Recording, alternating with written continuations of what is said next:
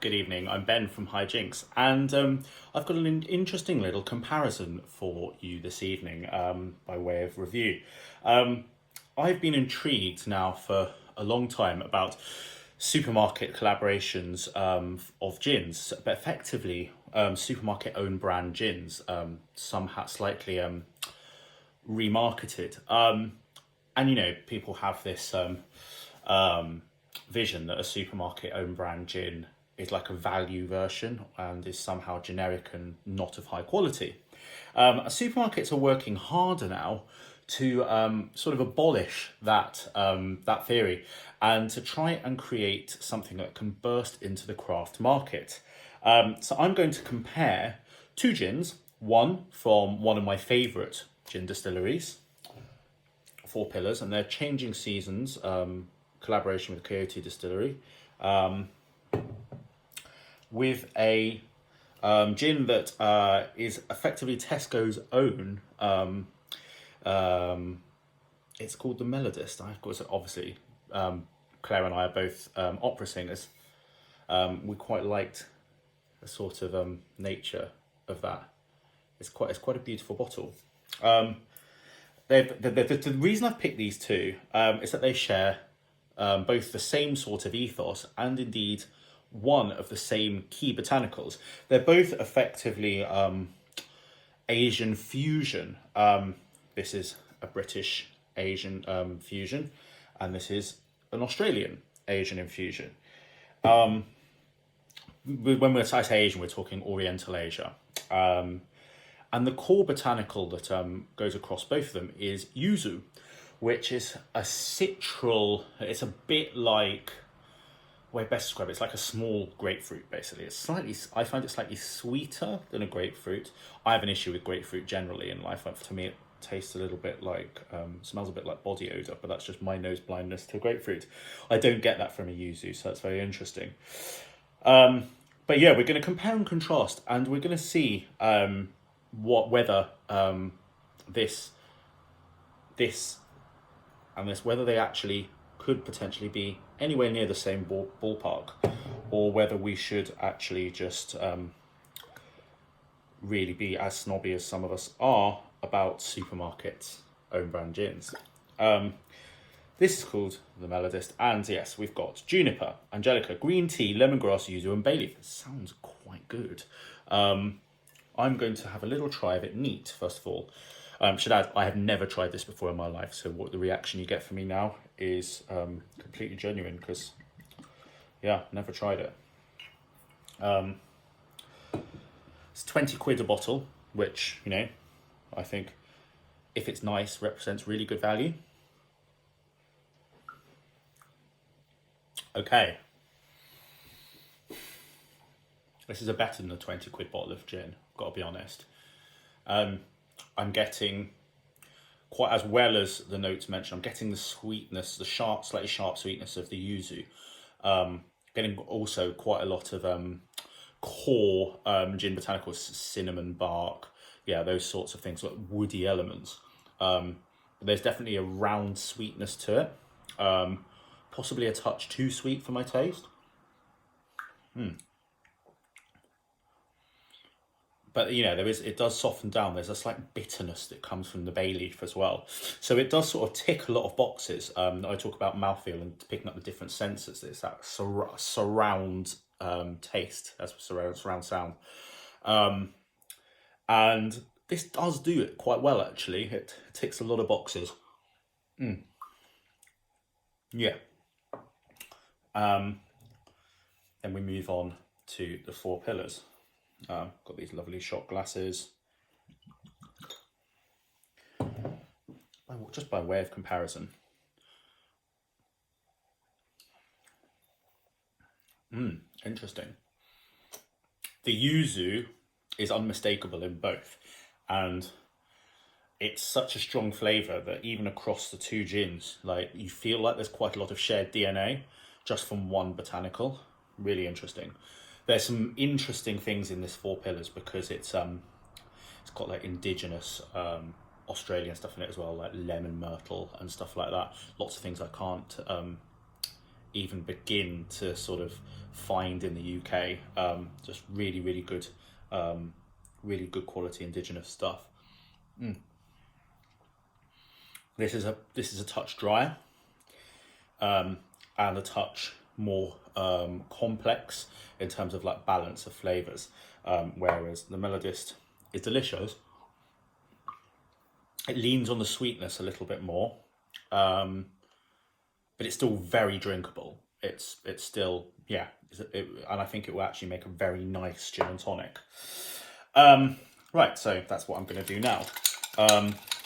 Some of you will know that I've been following this slightly crazy keto diet for the last little while.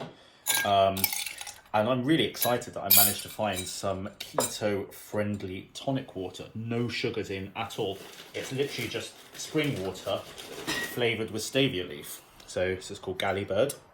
And this is the stuff that I'm using to get myself through this keto diet.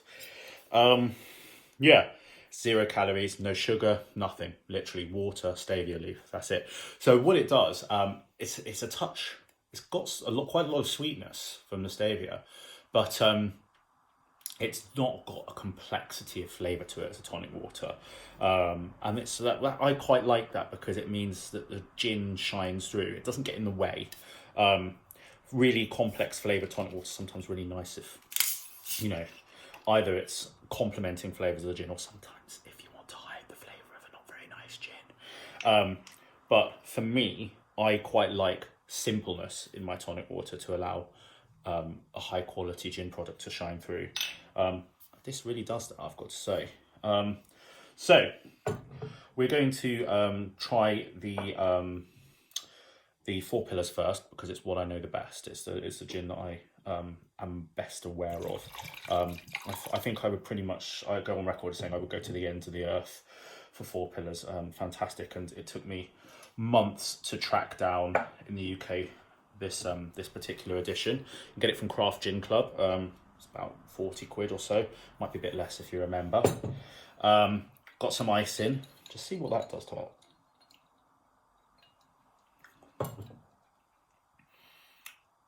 The Four Pillars recipe is sort of strong enough that water doesn't really make a big difference to it. It's got that balance of citral notes, herbaceousness, a good amount of juniper without it being sort of mouth-cloyingly dry. It's very, very satisfying. And of all the Four Pillars, I would say this is the sleekest in terms of mouthfeel and profile. It's a very, very light gin in that sense, in terms of palate, but not in terms of booze. It's 43.8%. It's, you know, perfectly perfectly powerful. So what am I going to do for a garnish? I'm going to pour in a little bit of tonic water, and I thought, what about for a garnish? And I've decided that for both of these, the Oriental Asian influence, I've got some red chilies, these bad boys here. So I've cut up a bit of that. I'm a bit of a spice fiend, I've got to say. And I thought it would go well with both of them. So I'm sort of doing this as a bit of a control sample to make sure that we're getting, you know, the same experience with both. It should work with both sets of botanicals. What the chili gives you is that sort of feeling of the opening of the nasal passages. It gives you that toppy quality, you know, the same way you get sometimes with, say, pink pepper in a gin, things like that. Even a kaffir lime leaf gives you that to an extent. Yeah, so what I get with the Four Pillars, I just get an unbelievably smooth drink. I get the sense of yuzu, it's in there, but it's not, once you add the tonic water to it, it's not as much a main player anymore. Now I'm getting a bit more juniper, I'm getting some sweeter, leafier notes.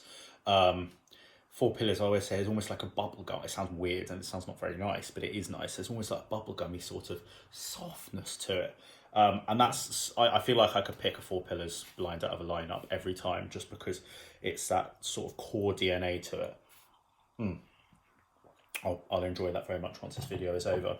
The other trick, saying I'm a chili fiend, the other trick I have, this is Claire's friend Paul Tucker to blame for this.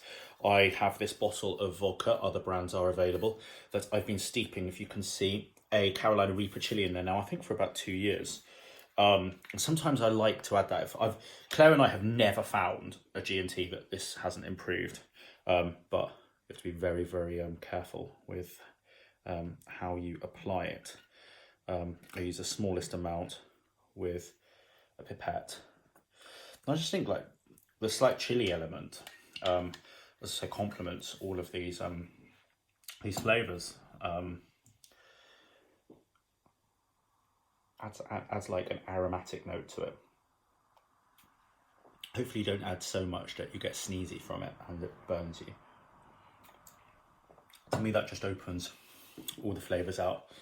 Gonna bang in a little bit of lemon peel as well, just for good luck, just to add something else to it. Lemon and chili, of course, great combination. Great, fantastic. I know this gin, it's delicious. Yeah, Craft Gin Club, you can get it, it's about 40, I think 41 quid or something. So it's an expensive buy, but so worth it. At less than half this. So we're getting bay leaf, we're getting angelica, we're getting lemongrass.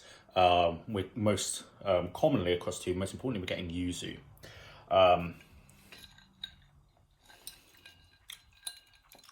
Yeah, it's definitely a touch sweeter. Actually shares some of the same sort of sweetness and DNA with the tonic water, actually. Let's get our bits and bobs in. So I've got in some chili and some lemon.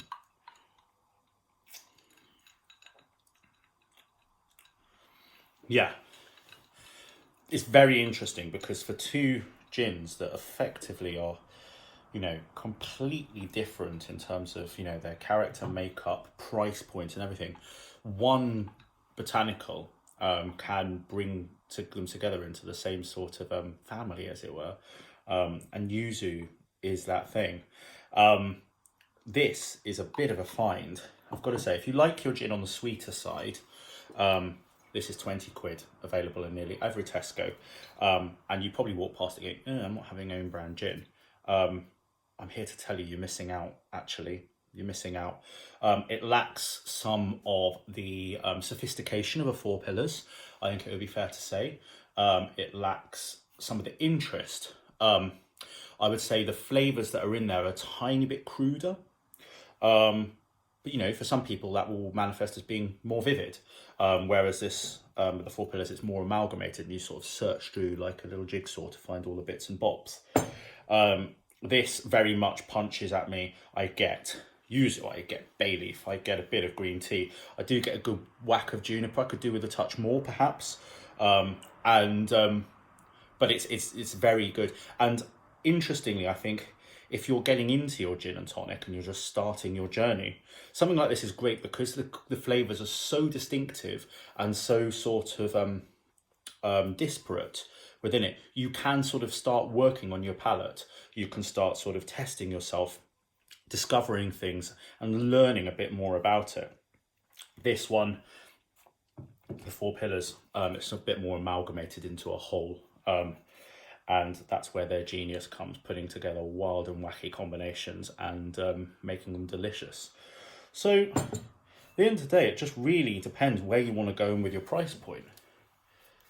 I mean, talking like, you know, Oriental style gins, you know, fusion stuff, this is as good as you're going to get in the market, 41 quid. You know, I'm not saying they're fantastic Japanese gins, for example, but in terms of a fusion, it's hard to look past that. But at 20 quid, this is not to be sniffed at all. And it's really complex, it's very interesting, it's got vivid, strong, daring flavours. It's not just a bog standard roll it out bottle of gin. If somebody asked me to guess how much this would be, I found worse gins, many worse gins priced at 30 quid. So yeah, that's my thoughts on these two very different and yet sibling in a way gins. Really both enjoyable. Yeah, take a look, enjoy it, and let us know what you think. All the best.